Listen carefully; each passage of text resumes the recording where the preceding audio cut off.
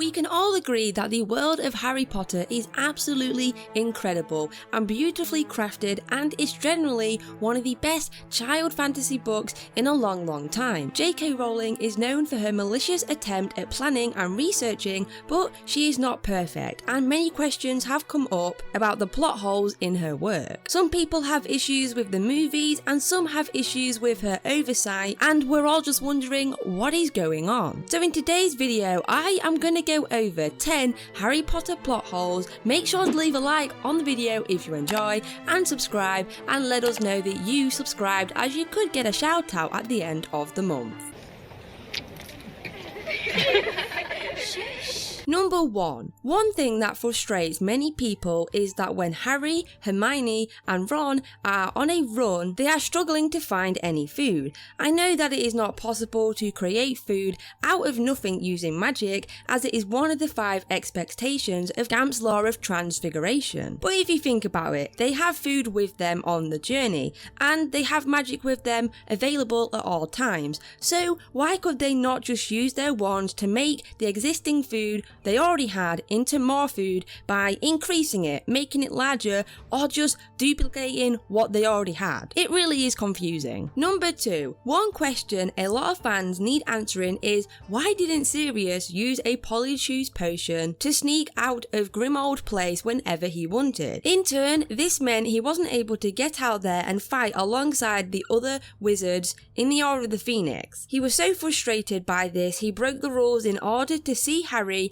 and get out of the house by taking on his dog form, but he was reminded that the Ministry knew what his dog looked like and that he had to be more careful to avoid being sent back to Azkaban. But if we go back to the question, why didn't he use a Polyjuice potion to get out whenever he wanted? They seem easy enough to make and anybody can really do them, so why didn't he just whip up a quick batch? He could have easily got the hair of another member of the Order of the Phoenix and effectively taken their place for the afternoon without anybody really noticing. Get away from my godson.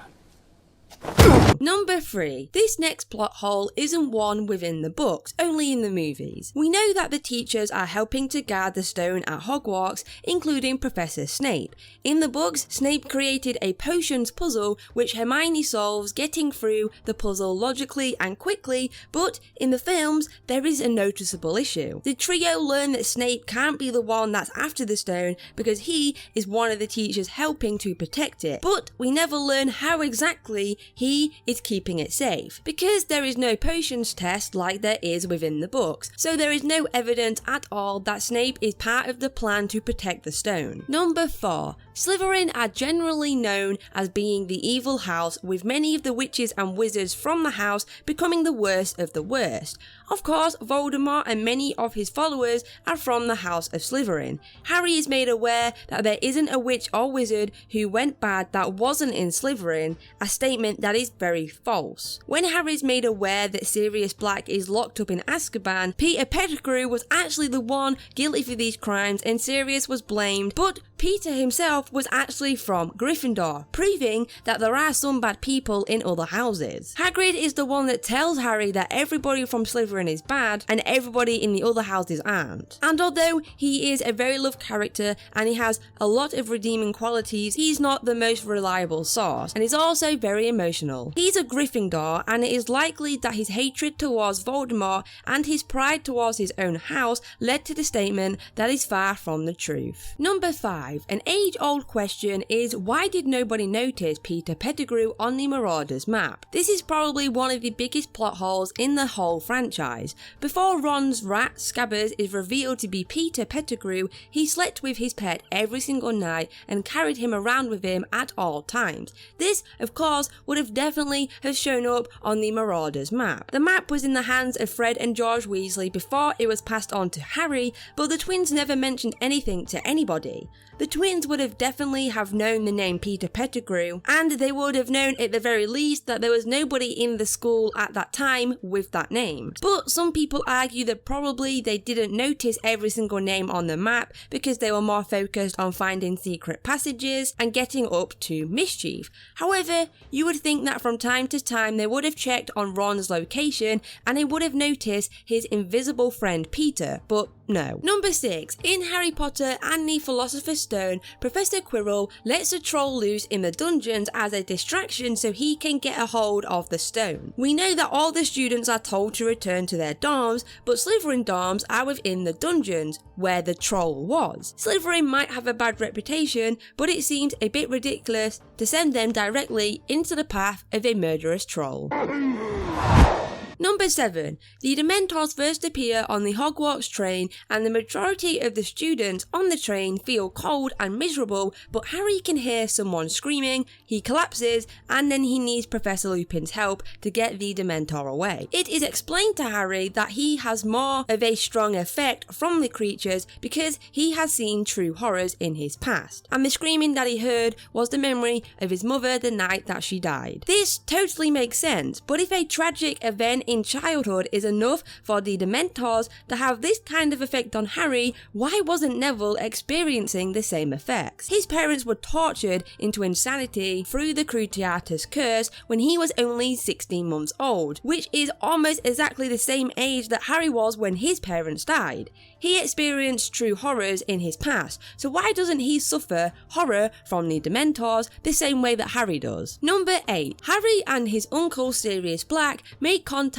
in several secret ways over the course of the series, but when Harry becomes afraid that Sirius is in trouble, he didn't use any of them to look to see if he was fine. In the Order of the Phoenix, Harry has a vision of Sirius within the Ministry and he rushes off to save him, taking rational decisions which leads him straight into the arms of the Death Eaters and eventually causes the death of Sirius. If you think about it, all of this could have been prevented if Harry just used one of the secret ways he was previously using to talk to his uncle to see if he was okay. For example, he's actually given a two-way mirror by Sirius himself and he uses it later on, but it could have been more useful if he used it to check on Sirius before running into any danger. Number 9. There are many ways that the wands inside of Harry Potter don't make sense. For one, the price of the wands compared to the price of the items you need to make them, for example unicorn hair and phoenix feathers,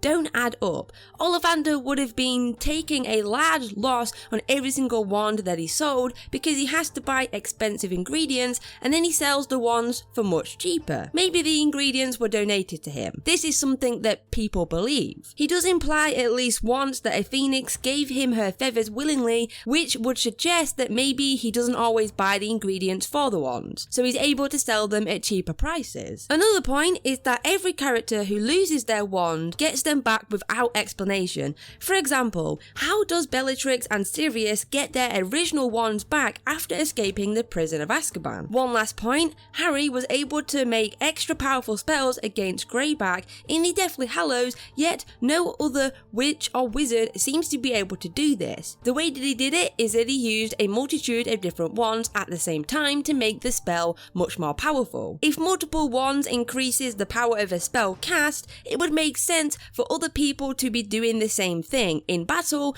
but it just doesn't happen. Number 10. Lily and James were forced to go into hiding after the First Wizarding War, but they made a fatal mistake when choosing their secret keeper.